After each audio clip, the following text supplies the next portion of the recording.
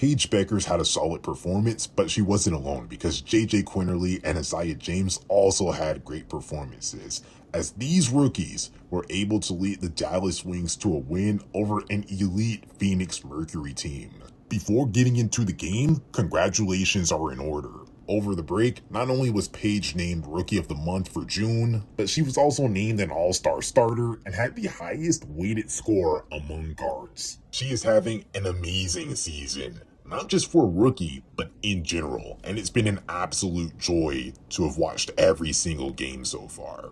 Alright, sir, for the game, it's never ideal to be down a bunch of players, but that forced the Wings to rely on potentially a more reliable play style that was rooted in stuff like unselfishness, ball movement, off-ball play, and like playing off the catch and such. Paige got to play off-ball for stretches in this game, which is fine. Like, she's an absolutely brilliant off-ball player.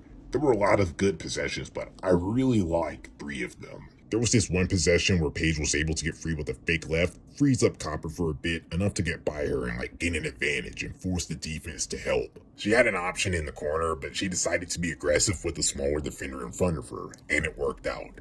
In one. She's a very nice advantage creator when she's playing off ball. Then there were 2 possessions when Paige capitalized off the small windows of open space that she had and made some catch and shoot threes, which go in more often than the threes that she shoots off the dribble, so that's an advantage to running her off ball for some stretches. Then for JJ and Aziaha, they had a lot of connections throughout this game, so like I guess I'll get 1 for each. There was this one possession when Aziaha came off a staggered screen, which freed her up from Westbeld, and Aziaha took advantage of Satu switching late and not being in the best position to defend. Then there was this really nice possession where Aziaha was able to generate rim pressure, and JJ took advantage of her defender ball watching and cut to the rim for a layup. There was a lot more to like about this game, but the most apparent aspect was just how willing everyone was to move without the ball in their hands, which created a lot of advantages. It is absolutely crazy to remember that JJ, Aziaha, and Louisa were mostly riding away on the bench in that 1-11 start, especially before Paige got injured.